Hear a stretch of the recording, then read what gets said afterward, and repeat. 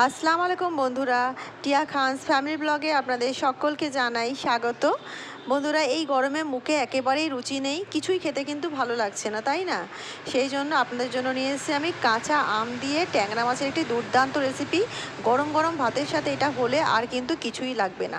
তো বন্ধুরা, রেসিপি কিন্তু দারুণ হতে চলেছে, সঙ্গে থাকুন, রেসিপিটি দেখতে থাকুন। তো বন্ধুরা, এই গরমে কিন্তু গ্যাসের সামনে দাঁড়িয়ে দাঁড়িয়ে কারোরই রান্না করতে ভালো লাগে না। তো আমি এই রেসিপিটি কিন্তু খুব ঝটপটভাবে দেখাবো, অথচ দুর্দান্ত টেস্ট হবে। তো দেখুন, আমি কিন্তু ট্যাংরা মাছগুলো ভালো করে ধুয়ে নিয়েছি। তার মধ্যে কিন্তু টমেটো কুচি, পেঁয়াজ কুচি, ধনেপাতা কুচি, স্বাদ মতো লবণ, হলুদ আর স্বাদ মতো লঙ্কা দিয়েছি। লঙ্কাটা আপনারা যে যেরকম ঝাল খেতে পছন্দ করেন আপনাদের স্বাদ অনুযায়ী আপনারা দেবেন। আর বন্ধুরা, এর মধ্যে দিয়েছি আদা রসুনের পেস্ট 1 চামচ, দিয়ে দিচ্ছি কটা চেরা কাঁচা লঙ্কা, আর দিয়ে দেবো কাচ্চিখানি সর্ষের তেল। তো বন্ধুরা, তেলটা কিন্তু কম বেশি করতে পারেন আপনারা, যারা তেল খুব কম খেতে পছন্দ করেন তারা কম দেবেন। আমি এখানে মোটামুটি দিলাম, খুব বেশিও দিইনি খুব কমও দিইনি। তো সর্ষের তেলটা দিলে কিন্তু বেশ ভালো স্বাদ আসে। আর একটা কাঁচা পাকা টমেটো ছিল, সেটাকে কেটেও কিন্তু দিয়ে দিলাম এর মধ্যে। এর মধ্যে পরিমাণ মতো জল দিয়ে দিচ্ছি। জলটা দিয়ে আর একটা হাতার সাহায্যে সুন্দরভাবে এটাকে মিক্স করে নিতে হবে। খুবই ঝটপট রেসিপিটি দেখাবো বন্ধুরা, দুর্দান্ত টেস্টের হবে আর এতটাই সহজ যে গ্যাসের কাছে আপনাদেরকে দাঁড়িয়ে থাকতেও হবে না, অথচ রান্নাটা কিন্তু খুব তাড়াতাড়ি হয়ে যাবে।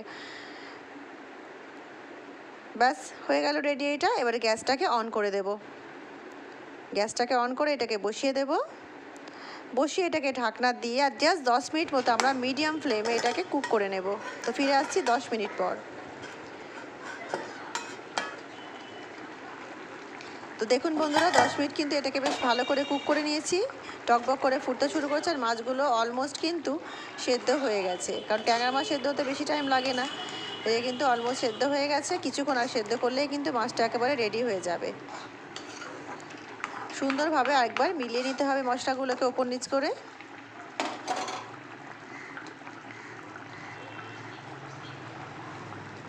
এই সময় দিয়ে দিচ্ছি আমি একটা আমের অর্ধেকটা এর মধ্যে কেটে দিয়েছি। একটা ছোটো মতো সাইজের আম নিয়েছিলাম, আমটা ভীষণ টক, সেই কারণে কিন্তু বেশি পরিমাণ দিলাম না।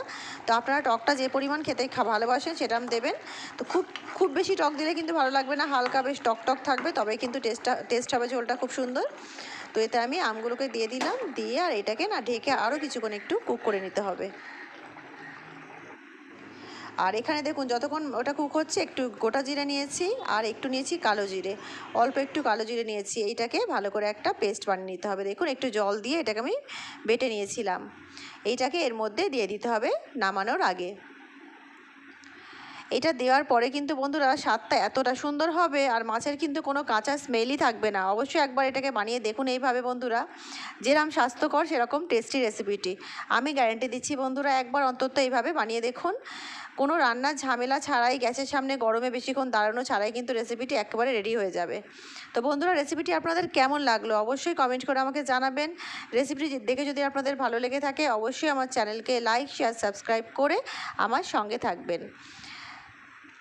তো বন্ধুরা, রেসিপিটি পুরো দেখার জন্য আপনাদের সকলকে জানাই অসংখ্য ধন্যবাদ। দেখা হচ্ছে একটা অন্য নতুন রেসিপির সঙ্গে। ততক্ষণ সবাই ভালো থাকুন, সুস্থ থাকুন। আল্লাহ হাফিজ। তো বন্ধুরা, গ্যাসের ফ্লেমটাকে আমি অফ করে দিয়েছি আর এটা একটু ঝোল ঝোল রাখলে কিন্তু ভীষণ টেস্ট